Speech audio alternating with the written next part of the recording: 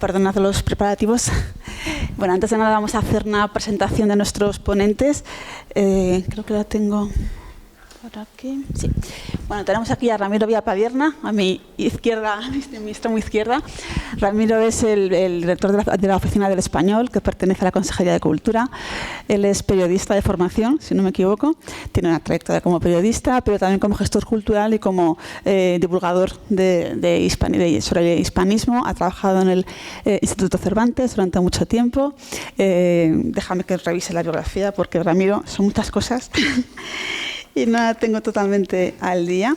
Bueno, también ha sido director de la Cátedra Vargas Llosa y bueno, es un experto en estas cuestiones del español en gestión cultural. Va a darnos un poco su perspectiva desde la gestión cultural en torno a preguntas que vamos a enunciar en estos momentos.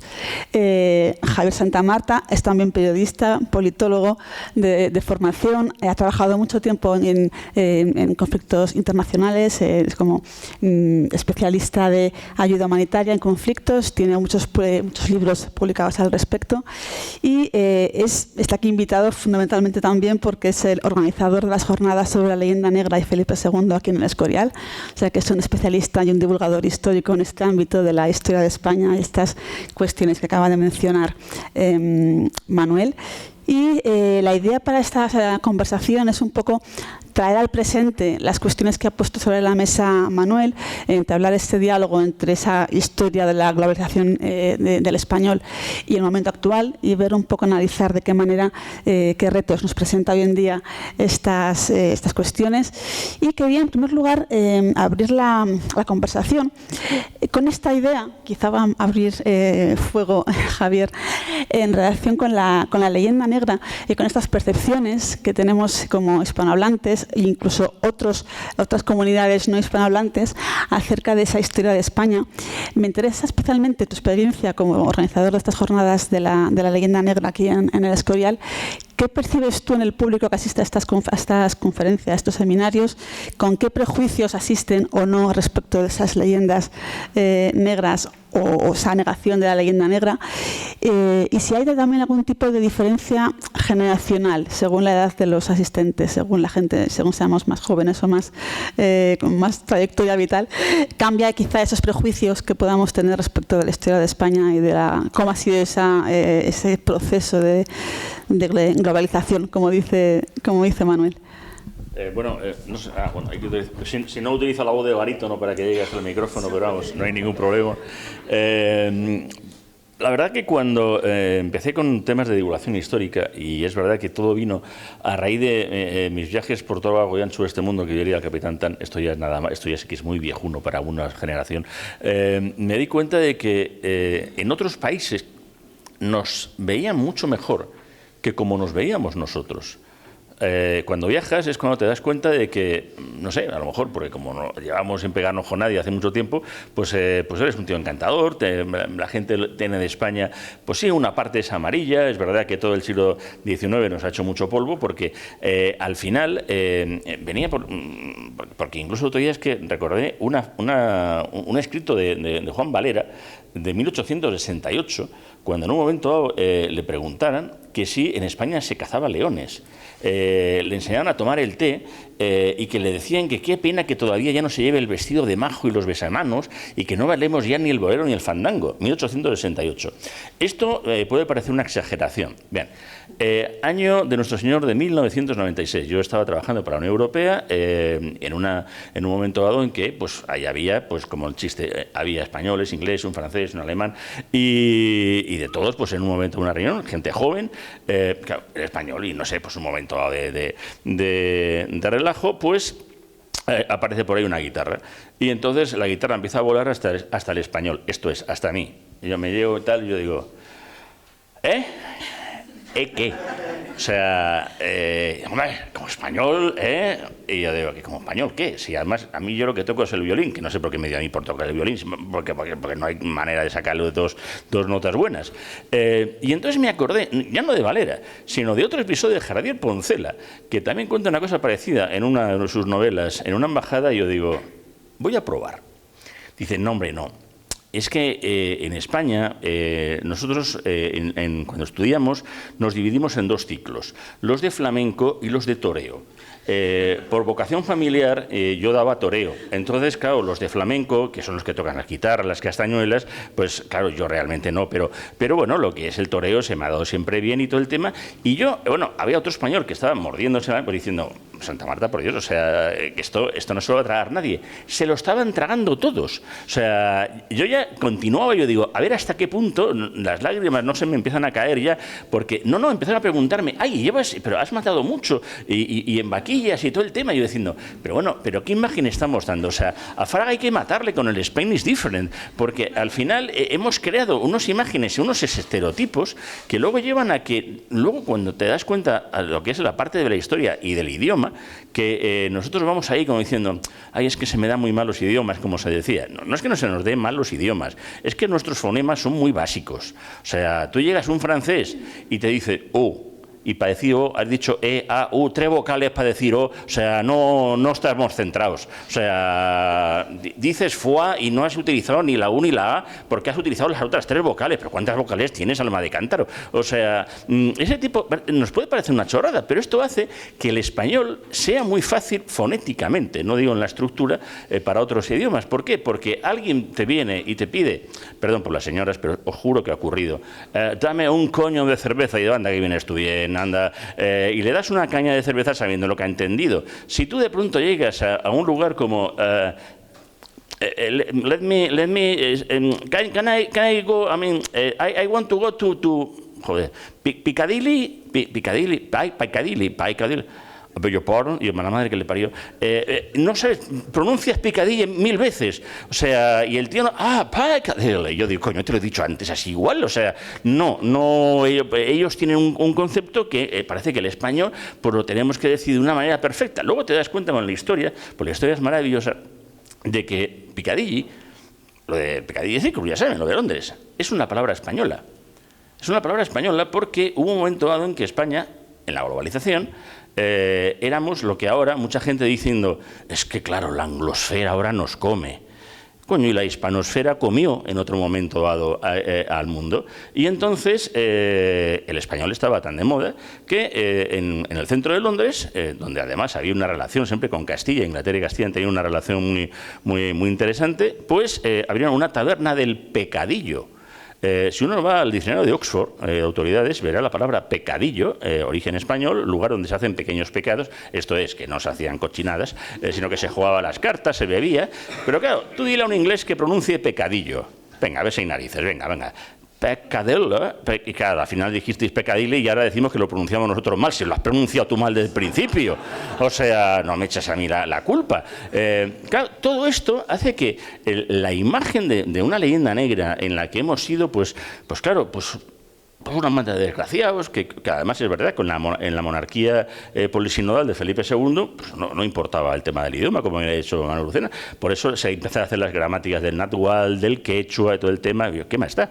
Sí, y efectivamente, porque éramos además, pues en aquel momento dado, pues como el Madrid, coño, vamos a coger a los mejores. ¿Mbappé de dónde es? ¿De Vallecas? No, ¿qué más da? Te lo traes, o sea, para jugar bien. Pues aquí te traías a los mejores para hacer el Escorial o para hacer lo que fuera a lo largo de todo el mundo. Pero el español, con esa cosa de la gramática, esa lengua del imperio que acompaña, que queda muy bien, se quedan muchas cosas fuera del contexto sin darnos cuenta de que al final ese imperio acabó siendo un imperio, por decirlo así, también idiomático, sin darnos cuenta. Por citar, tengo que sacarlo de nuevo el bicho, ¿qué prácticos son estas tonterías? Porque es que si no antes no voy a ser capaz de leer estas frases, pero es que esta es buena.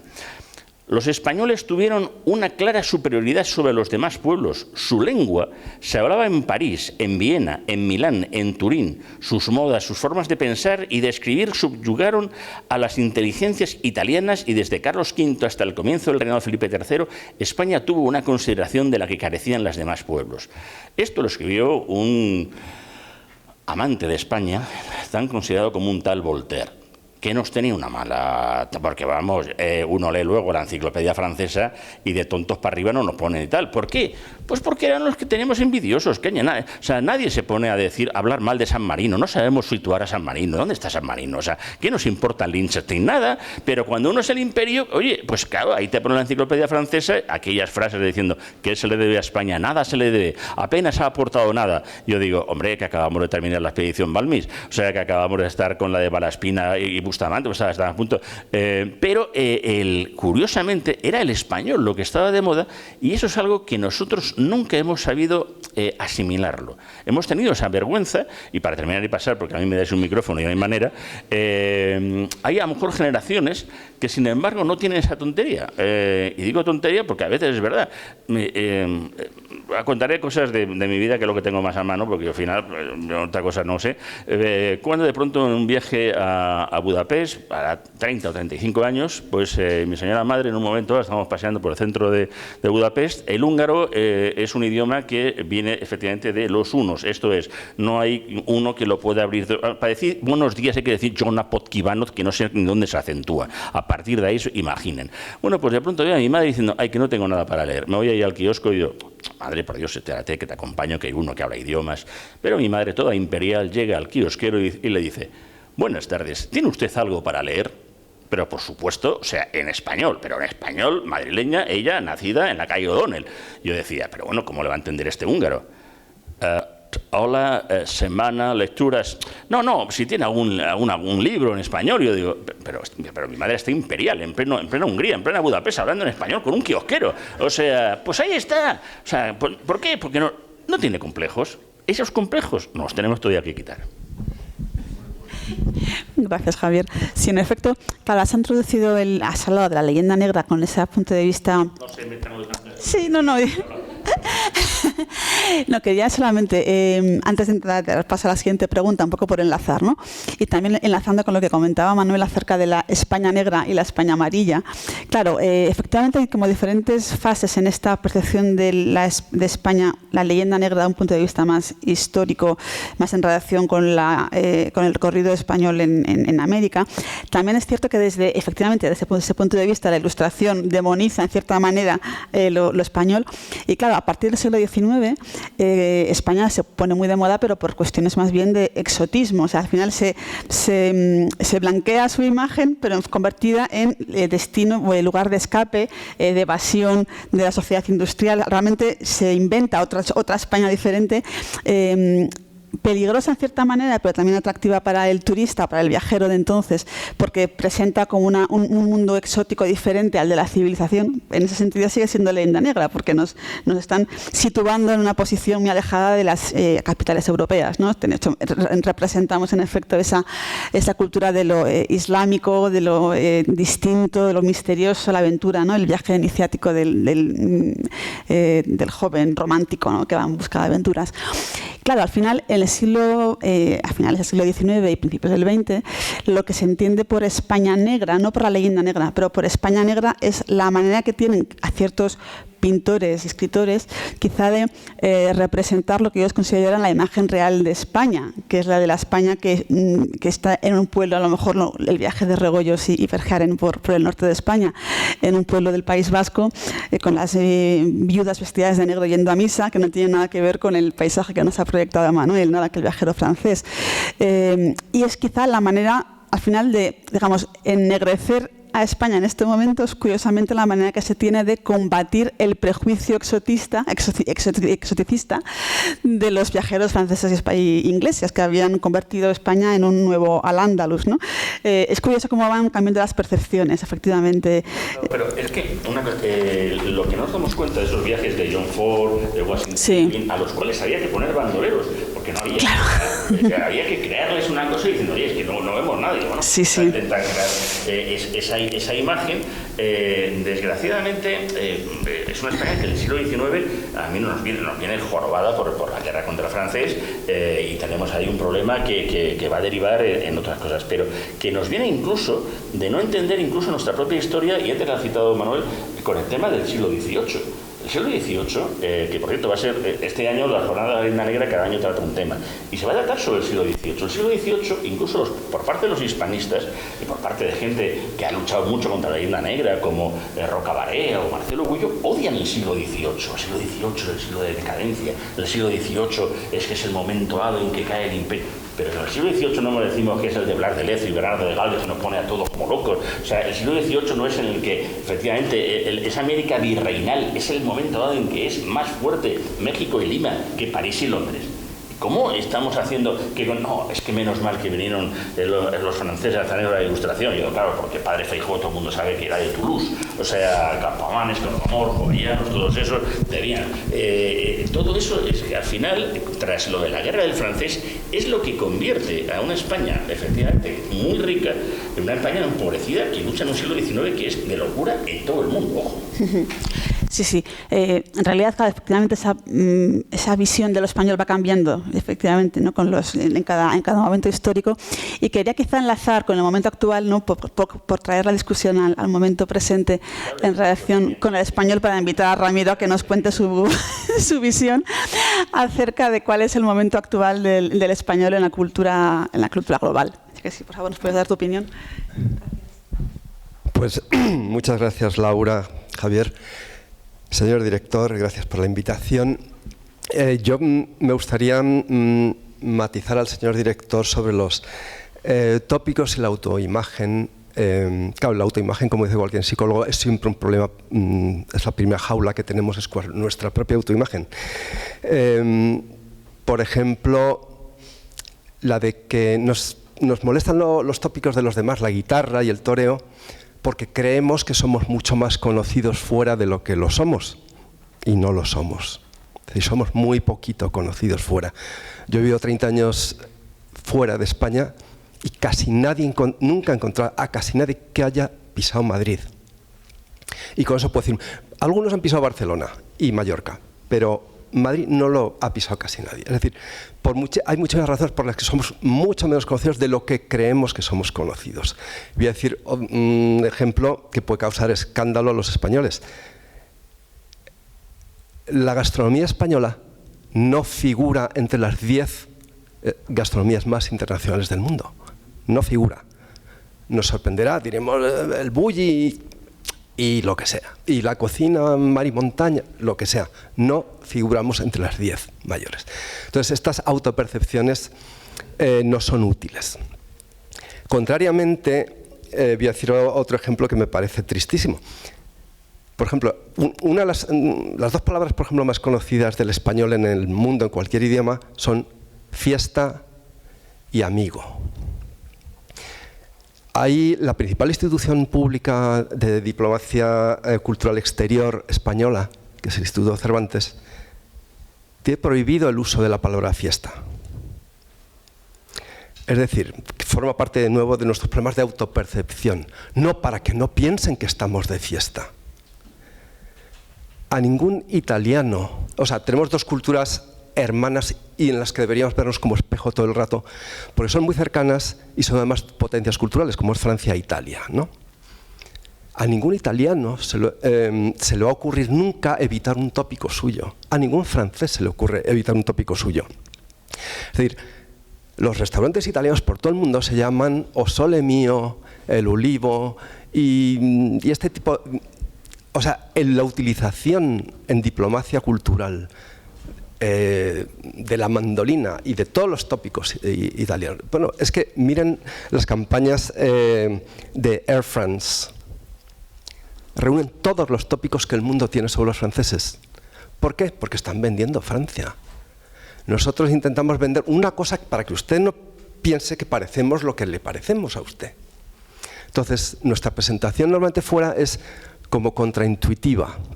Entonces, esto era una pequeña defensa también de que hay tópicos útiles, y basta pensar en Italia y Francia, como lo hacen en diplomacia cultural, y luego lo que no es nada útil son las autopercepciones que tenemos muy erróneas. Pero, bueno, saliendo de las leyendas, que creo que se llamaba así la propuesta, a mí me gustaría corregir la idea estupenda que tenemos a veces de que el español en el mundo es la bomba. Bueno, el español no vive su mejor momento, se diga lo que se diga. Por decir un dato, es un 7% de las lenguas del mundo. Estamos un poquito mejor en términos de consumo global porque consumimos el 10% del consumo del mundo. Sin embargo, vendemos por debajo de nuestra proporción, es decir, un 6%. Pero tenemos una renta per cápita que es un 131% del resto de las comunidades lingüísticas. Es decir, consumimos más pero vendemos menos. La percepción de la importancia del español en el mundo ha estado demasiado basada en la demografía, que es una cosa que se acaba. Se acaba porque la demografía está basada en las estructuras familiares que están en retroceso. Así que sabemos ya perfectamente que dentro de 25 años habrá menos hispanohablantes de los que hay hoy día, salvo que cambien muchas cosas. Es decir, que dejemos de basarlo en números que nos encantan. Somos 500, somos 550, somos 600 millones. De esos, ¿cuántos los ha producido una acción cultural exterior? ¿O los ha producido hacer mucho el amor despacito? Es que hasta ahora los ha producido la demografía y no las políticas culturales. Fuera del origen puramente demográfico y materno, los motivos de crecimiento de una lengua son el prestigio y la política cultural. El prestigio de la lengua lo apoya el prestigio de la marca país o de la marca de la comunidad de países, según el poderío, la competitividad, según la calidad institucional que tienen. Y desde luego la demografía, ya decimos que no nos va a ayudar más, pero la productividad, la educación, la institucionalidad, factores que son la confianza e inversión en un país o en una comunidad, no son los fuertes en absoluto de la comunidad hispanohablante, y esto no augura un futuro mucho más que mediocre a la expansión del español. Por suerte hay otros factores que no tienen nada que ver con nosotros, como por ejemplo he mencionado una canción que la cantaba medio mundo hasta hace nada, que era Despacito. Es decir, el boom de la música en español no lo hemos creado nosotros, pero nos ha tocado en suerte. Y es un fenómeno demoledor que en estos momentos hay casi la misma posibilidad que si pones una emisora de radio pasando por Shanghái o por Toronto o tal, haya una canción, sea en inglés o pueda ser en español. Eso era inimaginable hace 10, 15 o 20 años. Yo quiero pensar que si se aprovechase como las instituciones anglosajonas utilizaron el boom del inglés. O sea, el boom del inglés no lo proporcionó ni el hundimiento del Imperio Británico, ni el British Council, ni los exámenes TOEFL, ni nada. El boom de que todos en el último medio siglo hayan aprendido inglés lo produjeron los Beatles. Los Beatles, la contracultura juvenil, el pop rock. Eso es lo que hizo que medio mundo, o por no decir el mundo entero, se matriculara en cursos de inglés. Los que venimos de educación francesa sabemos que los profesores de francés desaparecieron, se tuvieron que cambiar al inglés. Entonces, ahora vivimos un momento en que medio mundo baila a ritmos latinos y se escucha música en español por primera vez en todos los países. Sin embargo, lenguas maternas menores, como puede ser el francés, el árabe, el portugués o el propio inglés, que como lengua materna es menor que el español, pues tienen políticas y comportamientos más expansivos que el español. ¿Por dónde andaría el futuro del español? Pues en convertirse en la segunda lengua internacional, lo cual requiere de unas políticas educativas activas y de un apoyo tecnológico que en estos momentos no se da. Debemos considerar que nuestra posición en el mundo solo se debe a una cosa, que es a la lengua. No se debe a nuestros aviones supersónicos, ni a las centrales nucleares, ni a nuestras exportaciones, solo nuestra posición se debe solo a la lengua. sin ella, además, todos nuestros países, que son pequeños, serían islotes perdidos en el mundo. Hay que recordar que cuando naces en un grupo así no te das cuenta, pero que nosotros no podríamos navegar por Internet en nuestro propio idioma, cosa que hacemos. No hallaríamos libros sobre cualquier tema posible en nuestro propio idioma. No nos beneficiaríamos de la inteligencia artificial, del reconocimiento de voz, del tratamiento de textos, de las traducciones automáticas. O sea, no tendríamos una familia mucho más allá de nuestro vecindario.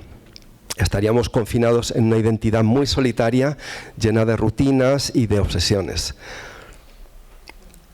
Es decir, hemos nacido en un tipo de familia que se beneficia de todo eso sin haber hecho nada por ello. Es decir, somos hijos de papá. Y como hijos de papá sabemos los defectos complejos y dificultades para entender el mundo que tienen los hijos de papá. Así que por eso tenemos unas políticas culturales exteriores pues más nuevas porque no existían, o más pobres en comparación. Es decir, está claro que no hemos sacado nunca el provecho del potencial que implica, y la primera razón es inapelable, porque antes éramos una única comunidad y grande. Seguimos pensando que somos una comunidad, no lo somos. No entendemos que, o sea, vemos América y hispanohablante como si fuera un todo, no es un todo. Entre la mayoría de los países hispanohablantes se hablan muy poco entre sí, se tratan muy poco entre sí. Nosotros los vemos como un conjunto, ellos no se ven como un conjunto.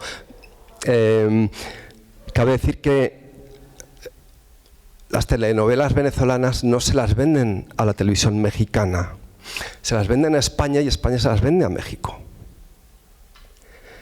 Los contratos musicales no son entre Costa Rica y Cuba o entre México y Colombia, pasan por Madrid. Nosotros pensamos que están mucho más relacionados entre sí y están sorprendentemente poco relacionados los países hispanohablantes. Es decir, somos herederos de una atomización que se crea a partir del siglo XIX y que deja muchos lastres. Pero podría seguir porque me preparé el texto. Lo que pasa es que seguramente, Laura, tú tienes muchas más preguntas y Javier no ha hablado casi nada, además, o sea que... Yo sobre todo lo que quiero es discrepar. ¿Puedo discrepar ya? Voy a discrepar. Pero no has desayunado, tú has venido sin desayuno. Ese pesimismo es porque tú no has tomado en un chocolate en el Miranda suizo con unos picatostes y has venido bien, o con unos churros que, por cierto, los churros los trajimos gracias al galeón de Manila, porque eran chinos, y los cogíamos junto con el chocolate que venía con el galeón, con la ruta de Indias, y el chocolate con churros es una cosa que es la globalización de la gastronomía que efectivamente no hemos sabido vender. Una mierda. La gente te dice, esto es paella, no, esto es arroz con cosas y te voy a matar, desgraciado. O sea, los que inventaron el payador había que fusilarles al alba. O sea, pero porque no hemos creado tampoco gente que en un momento dado, y gente, me refiero a nuestros políticos que salen de nosotros, no vienen de V, no son extraterrestres, hayan tenido también un amor por su lengua y un amor por nuestras costumbres. Yo vivía en Madrid, en la calle Mayor 22. Ese sitio, si ahora mismo lo bombardea la OTAN, a mí me encantará. O sea, me parece que es un buen sitio ahora mismo para hacer práctica de tiro de la OTAN. Porque eso ya no es Madrid. O sea, es un sitio en donde llegas y está con gente paseando en tuk-tuks como si estuviéramos en Bangkok. O sea, que llega a unos sitios llenos de rótulos en inglés, que me parece muy bien que estén en inglés, pero es que llegas ahí diciendo, pero una brava no me la va a poner nadie, o qué, o sea, no, imposible. O sea, nosotros mismos nos hemos cargado porque nunca hemos tenido tampoco políticos, academias que además no fueran... Somos academias, somos culturetas, somos la hostia, o sea, somos el Instituto Cervantes. No, son ustedes un coñazo. O sea, lo que tienen que hacer es algo para verdaderamente traer algo que vaya muchas veces más allá también de esa pornomiseria de decir, vamos a poner películas de Almodóvar. Y luego vas por ahí y la gente se cree que somos así en España. Yo no. O sea, que los taxis no van con fumetas y una cosa así. O sea, pero porque al final lo que vendes es un tipo también de aspectos que es verdad, nadie conocía Madrid. O sea, la gente iba por Madrid y ahora tampoco lo conoce, porque como ha desaparecido Madrid, había gente que se creía, me acuerdo en Estados Unidos, que decía, pero esto de San Fermín, claro, después de Hemingway, pero ¿y cómo hacéis? Hay un momento dado, una hora que os metéis en casa cuando sacan a los toros. Y hombre, no, que no soltamos los toros así por las calles a la bravas, hombre, que hay un recorrido. Pero ellos nos imaginaban muchas cosas más allá de los 3 tópicos. 3 tópicos que es verdad que hemos vendido porque Spain is different y lo que teníamos era, de ese 500.000 de kilómetros cuadrados, mucha costa, pero no teníamos ese interior. El visitar aspectos como, no sé, pues eso, los lugares de interior, no venían dados también con aspectos que creo que es verdad, que era la gastronomía. Los franceses son magníficos. Tú vienes del mundo francés. O sea, el francés te coge un queso, le pone nueces, así te fromage au noix. Le has puesto nueces, macho, es el mismo queso de antes, no me jorobe. No, pero traemos 300 quesos. Y nosotros maravillosos. Cuando salgan ustedes aquí, se vayan ustedes aquí a los quesos de la Cabezuela, que son de la zona, hechos con oveja al día. Además, ya ¿qué quesos tenemos aquí? Pero no sabemos vendernos ni el aceite, ni el vino. Todo el vino de Valdepeña se va a hacer la madre de los vinos de Burdeos. Pero vas a Francia y te dice, la fête de Beaujolais. Si el Beaujolais, por Dios, es una cosa que eso no se puede beber sin que te produzca un dolor de estómago. No tenemos marketing de Estado, ni en gastronomía, ni en cultura, ni en muchos aspectos, pero eso no es cuestión de España, porque yo sí que creo que además el español, que yo además me encanta una definición que vino de un compañero venezolano que lo definió como una lengua americana de origen peninsular. Yo he venido con una guayabera paraguaya, que cuando efectivamente he venido, porque es que el español nos damos cuenta diciendo, es que no hay una relación. Hombre, vamos a ver, yo cuando llego a dar las charlas en América, siempre aviso de 2 cosas. Voy a empezar a coger, a pisar y a decir cosas que no es lo que ustedes imaginan. Y sobre todo, no estoy cabreado, soy castellano, hablo así, soy de esta manera, en que parece que soy heredero de Cortés y de Pizarro, pero no voy a empezar aquí es que hablamos así, de esta manera. Pero es verdad, el idioma hace que, me acuerdo un día yendo en un autobús hacia Teotihuacán y habíamos, pues un peruano, un mexicano, habíamos de todos los lados. Y había unos alemanes. Y entonces empezamos a hablar por las diferencias idiomáticas que teníamos, como también puede haber, porque yo me acuerdo que yo tuve una asistente argentina que cada vez que me veía me decía, qué linda remera llevas hoy. ¿Qué tengo hoy? ¿Qué tengo hoy? ¿La remera? ¿Qué coño una remera? ¿Qué me dices? O sea, había cosas que nos faltan en los lenguajes, en el idioma, pero en ese autobús todos nos entendíamos, teníamos esa lengua franca. Los alemanes, que son gente muy culta, pero luego no tienen ni idea de nada, decían, pero ¿son ustedes del mismo país? Dicen, no, yo de Perú, yo tal. ¿Y por qué hablan ustedes estos el mismo idioma? Yo digo, anda, que estos son los preparados. Pues lo que no hemos hecho es, y las academias sí que han intentado luchar por esa academia común y por intentar trabajar, es hacer también cosas como que, por ejemplo, los ingleses tienen un mercado editorial alucinante. Para el que el señor Moro o el señor Santa Marta, con mis ensayitos, lleguen a la Feria Internacional de Guadalajara, que yo estoy encantado, a ver si, porque ahí te tomas un tequila, unos mezcales, no se pueden ustedes imaginar. A mí es que la gastronomía me va. O sea, es imposible. O sea, tenemos 500 millones y las editoriales, no hay manera de que haya un mundo editorial, o sea, combinado. Yo el otro día le pedí a Edasa esa que los publicasteis y tal, y era curiosamente una traducción de los Ulises de Joyce. Creo que la mejor es una que han hecho en Argentina. Dice, sí, en Edasa Argentina, sí, dice, no te la puedo traer. ¿Edasa España, Edasa Argentina? No. O sea, y esto es sobre una traducción. Imaginémonos lo que es. Estamos desconectados, pero eso no es culpa ni del español, ni de la fuerza que puede tener. Yo no hablo de culpas. No, yo sí, yo soy judío-cristiano, a mí me la culpa, o sea, si no le saco yo la culpa a las cosas, aquí hay que culpar a alguien, coño. Si no, ¿a quién vamos a meter en el San Benito? Perdón, Laura. Es verdad que también estás aquí, tonta. No, era solamente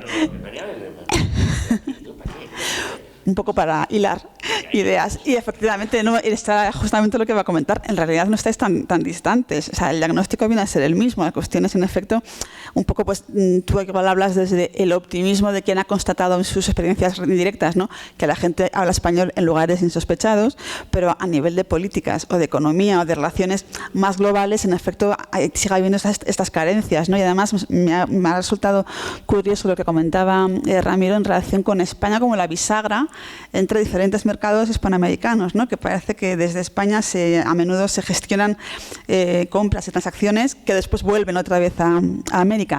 Sí, es que yo creo que sería apasionante, me perdonáis, escuchar a Javier. otra manera, ¿no? Pero al hilo de, ¿no? Esta cuestión de tus diferentes lectores de Venezuela, de Colombia, ¿tú estarías con Javier o estarías con Ramiro? Estoy con Ramiro. Estás con Ramiro. Los sudamericanos entre ellos no se comunican. Y lo de los libros es tremendo. O sea, entre un boliviano tiene que comprar un libro que le va a costar 40 euros porque el mercado es tan pequeño que ninguna editorial va a editar allí. Entonces, ¿qué provoca? Una piratería de papel, digital tremenda. O sea, el gran drama, yo creo, de Latinoamérica es que están parcelados. Es que, claro. Es que vas pero es la potencialidad a Panamá, que es un vuelo de media hora, tienes que ir 3 horas antes al aeropuerto. Tienes que pasar la frontera, la aduana, la policía, y vas de un sitio a otro donde hablan lo mismo, se visten igual, piensan lo mismo, creen en lo mismo y comen lo mismo. Esto no tiene ninguna lógica. Pero ahí hay política. El problema es que es eso, que tenemos... Esa es la realidad. Claro, pero no nos... O sea, en el fondo estamos todos de acuerdo, como dice Laura, diciéndolo de manera diferente. Pero que, claro, eso es algo que tenemos que empezar a luchar para intentar paliarlo de alguna manera o intentar que la sociedad porque civil... lo que decía Ramiro es verdad. Un autor argentino no lee a un mexicano. Un mexicano no lee a un colombiano. Antes era un español. Sí, hay... Los autores españoles no escriben sobre Latinoamérica. Prácticamente poquísimos. Es que esa es la verdad. Hay un ejemplo que se lo debo a Miguel Saralegui, que lo conocí gracias a Manuel, que él dice que esa teoría de Vasconcelos de la raza cósmica, cuando no habla de raza en términos como lo usamos nosotros hoy día, sino de ese pueblo mestizo que se creó entre Europa y América como un futurible,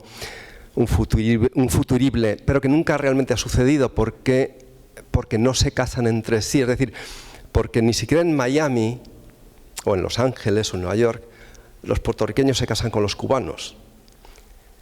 Pero él decía una cosa muy interesante: eso está empezando a suceder por primera vez en un sitio inverosímil, en Madrid. En Madrid hay un 20% de América que conviven, se casan entre sí y bailan juntos. Entonces decía, posiblemente el sueño de Vasconcelos, que no ha sido posible por todas estas dificultades de las que hablar, por esta desintegración, atomización tan grande que hay, porque del fin del Imperio Español no surgieron 2 bloques, América y la península, ni 5 que serían los 4 virreinatos más España, no, surgieron 22 cosas atrabiliarias y muy artificiales que luego empezaron, por tanto, a pegarse entre ellos y luego a estudiar historias distintas, porque el colegio es lo que hace la mentalidad luego de la gente, ¿no? Pero lo que viene a decir es que el sueño de Vasconcelos de una raza cósmica, que es lo que hablaba de este mestizaje entre Europa y América, no ha llegado a producirse nunca porque ni leen los mismos libros, ni se venden las series de televisión entre ellos, ni nada, ni lo que hemos dicho. Y sin embargo, en Madrid empieza a pasar desde hace 25 años esa reunión de una pequeña América que vive aquí y que sí se combina de una manera como soñó Vasconcelos. Bueno, ese era un ejemplo, pero más que lamentarnos o echar culpas, yo creo que hay que reconocer los hechos. O sea, los hechos son así, porque si no, no podemos lidiar con las causas ni siquiera buscar soluciones.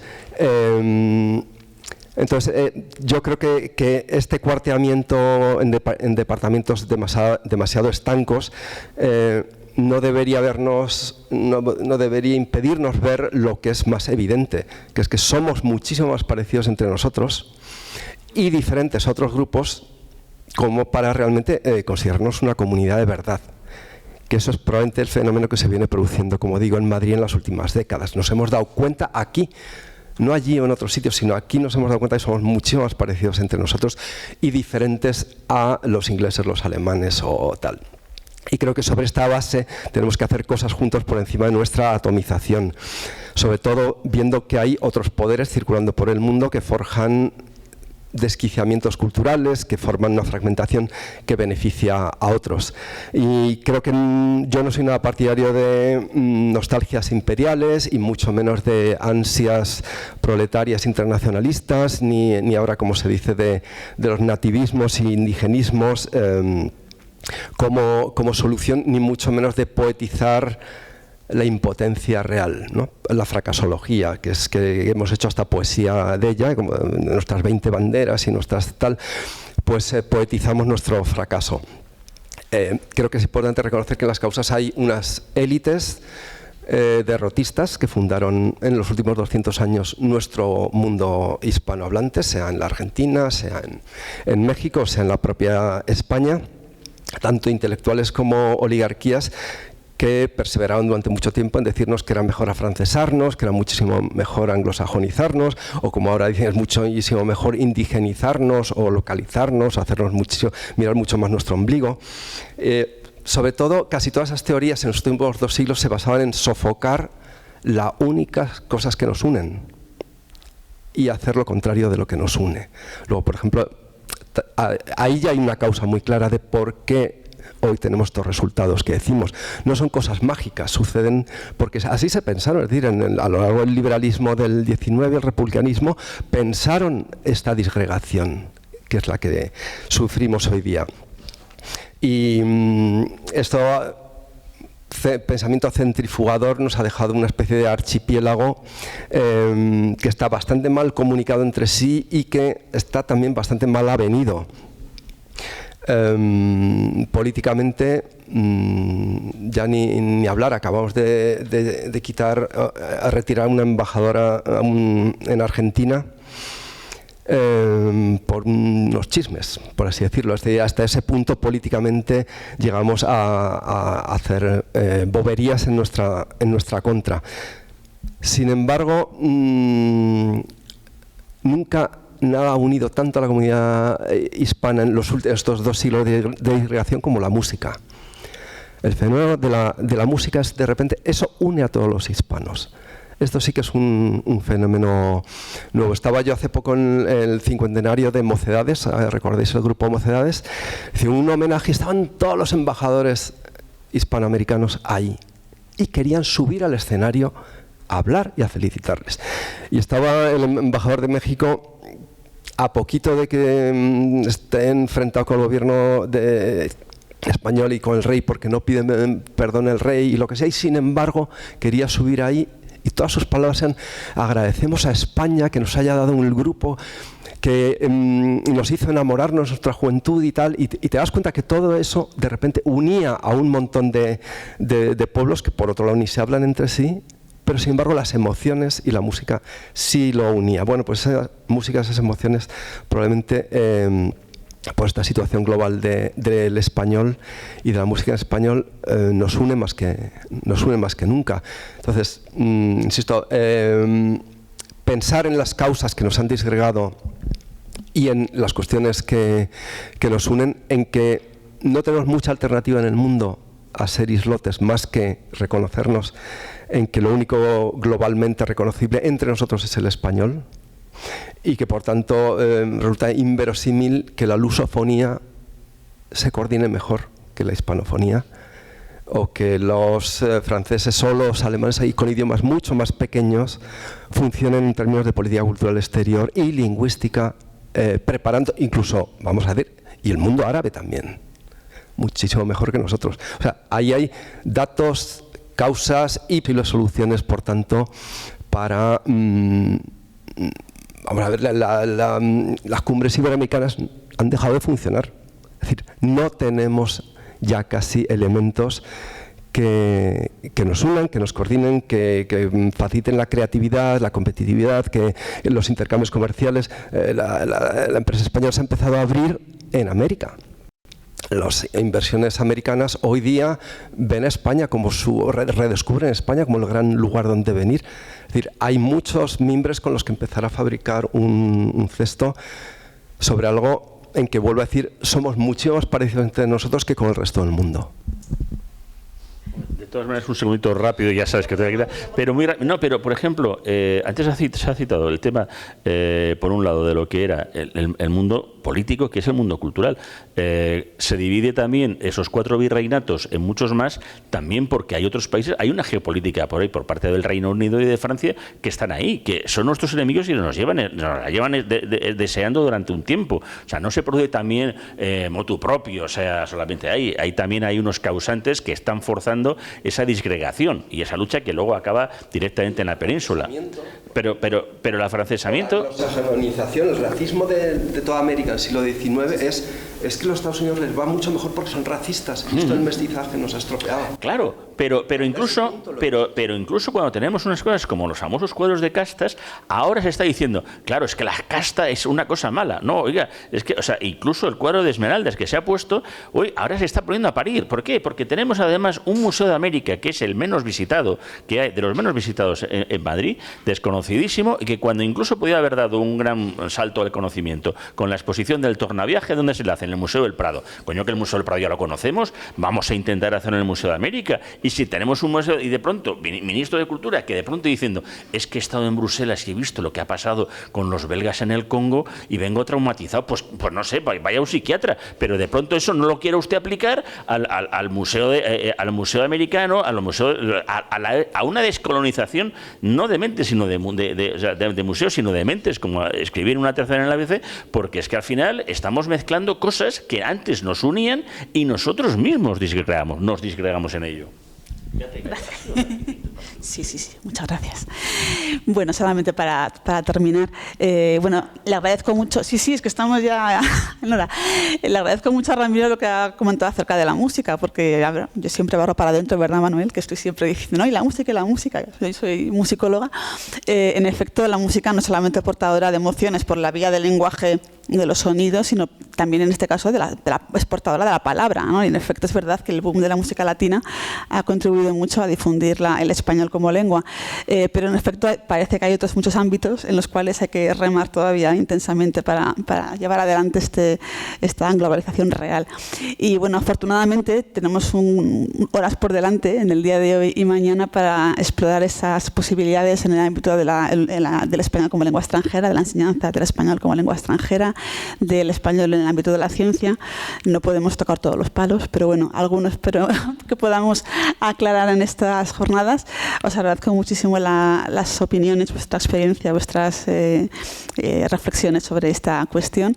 Y si os parece, hacemos una pausa breve hasta las 12:15, que empezará la siguiente sesión. Bueno, son 15 minutitos, a 20 seguimos. Vale, fenomenal.